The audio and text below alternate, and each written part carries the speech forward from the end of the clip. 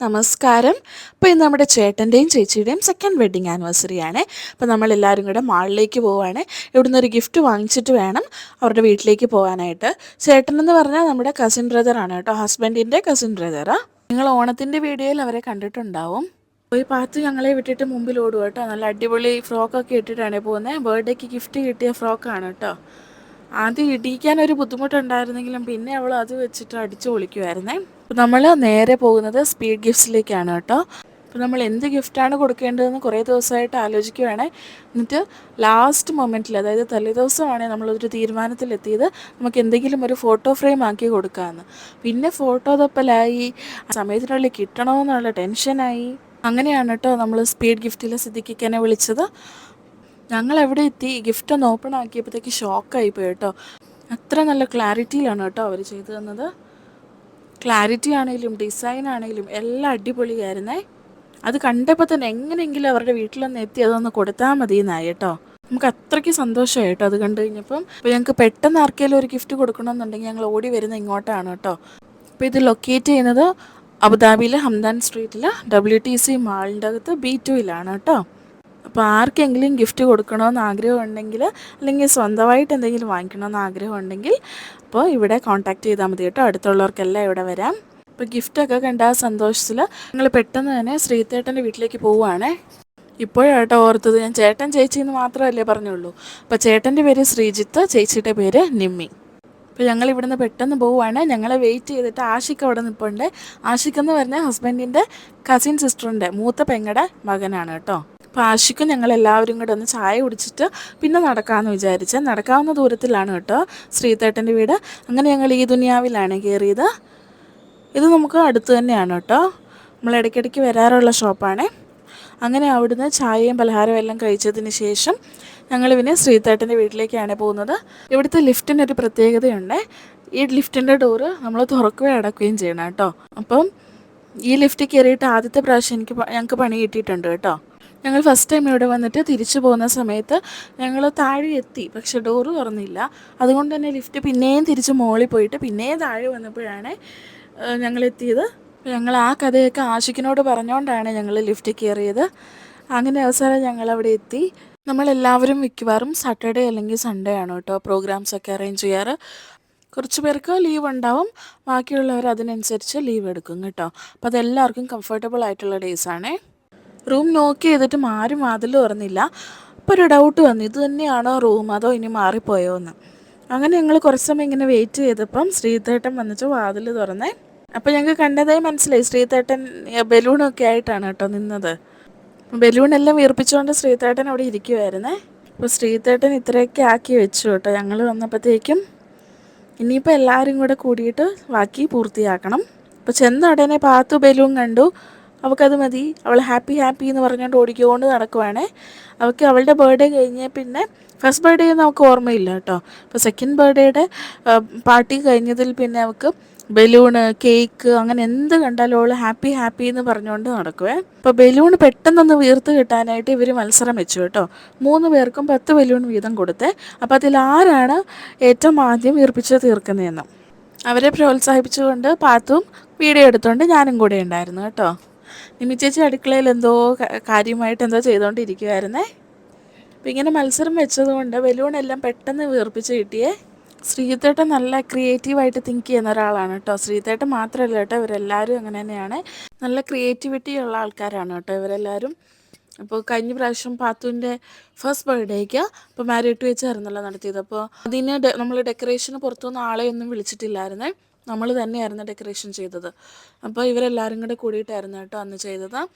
അന്ന് അടിപൊളിയായിട്ട് ചെയ്തിട്ടുണ്ടായിരുന്നു. ഇവിടെ നമ്മൾ 3 ഫാമിലി മാത്രം കൂടിയിട്ട് നടത്തിയൊരു ചെറിയൊരു പ്രോഗ്രാം അല്ലേ, അതുകൊണ്ട് തന്നെ അധികം ഡെക്കറേഷൻ ഒന്നും ചെയ്തിട്ടില്ലായിരുന്നു കേട്ടോ. പുറത്തൊന്നും ആളൊന്നും ഇല്ലാത്തതുകൊണ്ട് നമ്മൾ ജസ്റ്റ് ബലൂണൊക്കെ ഒന്ന് വീർപ്പിച്ച് സെറ്റ് ചെയ്തതേ ഉള്ളൂ കേട്ടോ. ഇപ്പം നമ്മളിവിടെ ഇങ്ങനെയുള്ള ഒക്കേഷനിലാണ് കേട്ടോ എല്ലാവരും കൂടെ ഒരുമിച്ച് കൂടി വരുന്നത്. അപ്പോൾ ഇപ്പം നിങ്ങൾ ഈ കാണുന്നത് ആഷിക്ക് ജയിച്ചതിൻ്റെ ആഘോഷമാണ് കേട്ടോ. ചാച്ചന്മാരൊക്കെ തോറ്റുപോയി എന്നും പറഞ്ഞ് അവന് കിടന്ന് ഓരോ കോപ്രായങ്ങൾ കാണിക്കുന്നതാണ് കേട്ടോ. അപ്പോൾ ചാച്ചന്മാർ പറഞ്ഞു, നിനക്ക് ഞങ്ങൾ വിട്ടു തന്നാന്നൊക്കെ പറഞ്ഞ് അവനെ കളിയാക്കിക്കൊണ്ടിരിക്കുമായിരുന്നേ. അവരവിടെ ഓരോന്നും പറഞ്ഞുകൊണ്ടിരിക്കുകയാണേ. അപ്പോൾ ഞാൻ നോക്കുമ്പോൾ പാത്തുവിന് ഇവിടെ നന്നായിട്ട് ഉറക്കം വരുന്നുണ്ട് കേട്ടോ. ഇന്നത്തെ ദിവസം അവൾ ഉറങ്ങിയിട്ടില്ല. എന്നാലും ഈ ബലൂണൊക്കെ കാണുമ്പോൾ പാത്തുവിന് ഉറങ്ങാനേ പറ്റുന്നില്ല. അപ്പം അങ്ങനെ ഞാനും പാത്തുവും കൂടെ ഇവിടെ ഇരിക്കുവാണേ. അപ്പോൾ കുറച്ച് കഴിഞ്ഞപ്പോൾ പാത്തുവിന് ഈ ഡ്രസ്സ് കംഫർട്ടബിൾ അല്ലായിരുന്നു കേട്ടോ. അങ്ങനെ ഞാൻ മാറ്റിയായിരുന്നു കേട്ടോ. ഞാൻ വേറെ ഡ്രസ്സ് കൊണ്ടുവന്നിട്ടുണ്ടായിരുന്നേ. ഇതേ സമയം തന്നെ അവർ പിന്നെയും ഗെയിം വെച്ച് ഇത്തവണ ആരാണ് ജയിക്കുന്നത് നോക്കാമെന്നും പറഞ്ഞുകൊണ്ട് ഭയങ്കര വാശിയിലായിരുന്നു കേട്ടോ. നിമ്മി ചേച്ചിയും പണിയൊക്കെ തീർത്ത് വന്നിട്ടുണ്ട്. അങ്ങനെ ആവേശകരമായിട്ടുള്ള ഗെയിമിന് അവസാനം ശ്രീതേട്ടനാണ് കേട്ടോ ഇത്തവണ വിൻ ചെയ്തത്. അത് കഴിഞ്ഞ് നമ്മൾ കുറേ സമയം ഇങ്ങനെ വർത്താനം പറഞ്ഞിട്ടൊക്കെ ഇരുന്ന് കേട്ടോ. അങ്ങനെ കേക്ക് മുറിക്കാൻ ലേറ്റ് ആയെങ്കിൽ പാത്തു ഉറങ്ങിപ്പോകുമെന്ന് ഓർത്തിട്ട് നമ്മൾ വേഗം തന്നെ കേക്കൊക്കെ മുറിച്ചേ. നല്ല അടിപൊളി കേക്കായിരുന്നു കേട്ടോ. മാംഗോ കോക്കനട്ട് കേക്കായിരുന്നു കേട്ടോ. അടിപൊളിയായിരുന്നേ. നല്ല ടേസ്റ്റ് ആയിരുന്നു കേട്ടോ. അതിൽ ഫ്രഷ് മാംഗോസൊക്കെ ആഡ് ചെയ്തിട്ടുണ്ടായിരുന്നു കേട്ടോ.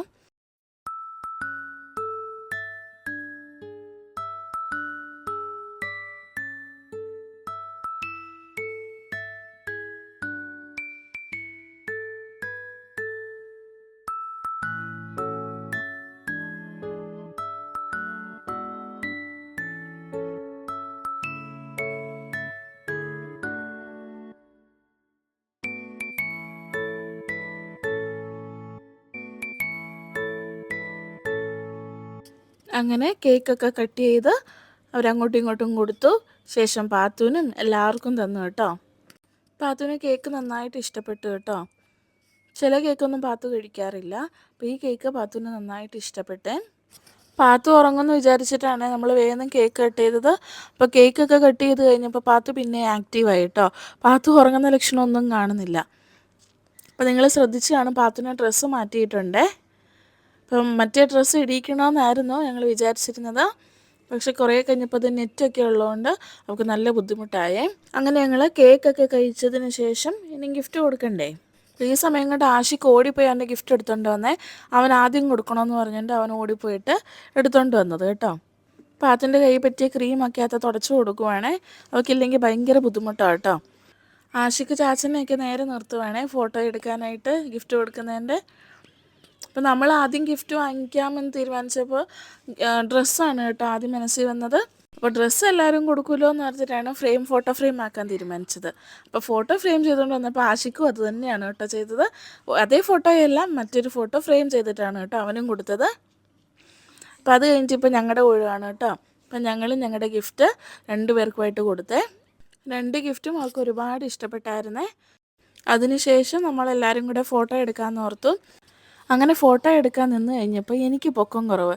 ഞാൻ നേരെ ആഷിക്കിൻ്റെ അടുത്ത് പോയി നിന്ന് കേട്ടോ. അപ്പോൾ ശ്രീതേട്ടന് പൊക്കം കൂടുതലായതുകൊണ്ട് എനിക്ക് ഒട്ടും പൊക്കം ഇല്ലാത്ത പോലെ തോന്നുവാണ്. ഇപ്പുറ സൈഡിൽ നിന്നപ്പോൾ ഓക്കെ ആയി കേട്ടോ. അത് കഴിഞ്ഞിട്ട് ചേച്ചി ചേട്ടന് ഒരു ബൊക്കെയൊക്കെ ഗിഫ്റ്റായിട്ട് കൊടുത്ത് വെഡ്ഡിങ് ആനിവേഴ്സറിയുടെ സ്പെഷ്യൽ ഗിഫ്റ്റ് കേട്ടോ. അതൊക്കെ കൊടുത്തതിന് ശേഷം ഞങ്ങൾ പിന്നെ ഫോട്ടോ എടുക്കാമെന്ന് വിചാരിച്ചു. നമ്മൾ എവിടെ ചെന്നാലും ഫോട്ടോ എടുക്കുവേ. കേക്കൊക്കെ കട്ട് ചെയ്തതിന് ശേഷം ഒരു ഫോട്ടോ സെഷൻ നിർബന്ധമാണ് കേട്ടോ. ഇങ്ങനെ ഫോട്ടോ ഒക്കെ എടുത്തതിന് ശേഷം ഫുഡ് കഴിക്കാമെന്ന് ഓർത്തു കേട്ടോ. അപ്പോൾ ഇതെല്ലാം ചേച്ചി ഉണ്ടാക്കിയതാണേ. ചിക്കൻ ബിരിയാണി ഉണ്ടായിരുന്നു, ചിക്കൻ ഫ്രൈ ഉണ്ടായിരുന്നു, മട്ടൻ കറി ഉണ്ടായിരുന്നു, അപ്പം ഉണ്ടായിരുന്നു, സാലഡ് ഉണ്ടായിരുന്നു. അപ്പോൾ ഇതെല്ലാം ചേച്ചി തന്നെ ഉണ്ടാക്കിയതാണ് കേട്ടോ. അപ്പോൾ ഫുഡ് കഴിച്ചുകൊണ്ടിരുന്നപ്പോൾ ആഷിക്കിന് നിർബന്ധം ചേട്ടൻ ചേച്ചിക്കും ചേച്ചി ചേട്ടനും ഫുഡ് കൊടുക്കണമെന്ന്. എന്നിട്ട് അവൻ തന്നെയാണ് കേട്ടോ ഇതിൻ്റെ വീഡിയോ എടുത്തത്. അതെല്ലാം കഴിഞ്ഞപ്പോൾ പിന്നെ പാത്തുവിൻ്റെ കലാപരിപാടിയായിരുന്നേ. ഹലോ ഹലോ ഹലോ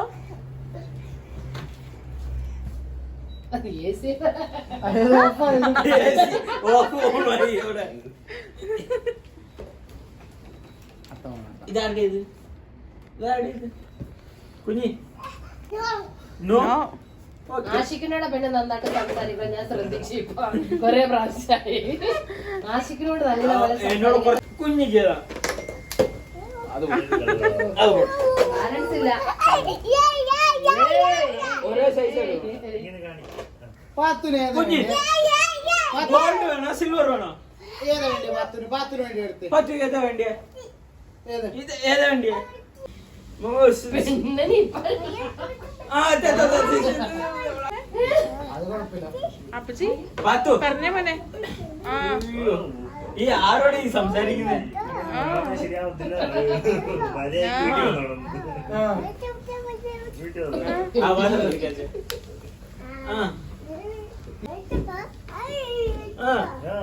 എന്നിട്ട് അവനിന്റെ കുറ്റം വിളിച്ചു പറയുന്നത്. പിന്നെ മറിഞ്ഞു. Patu, let us go. Gold വേണോ? ഗോൾഡ് വേണ്ട. ഏതാ വേണ്ടേ? ഒന്നും വേണ്ട. ഓക്കെ.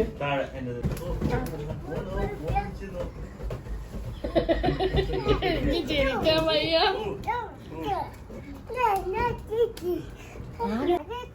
അതെ ഭയങ്കര ഉമ്മ. മുടി ഓ മുടി.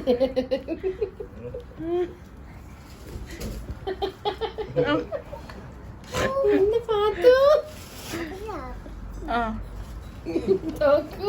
ഗോൾഡ് വേണോ സിൽവർ? ദേ.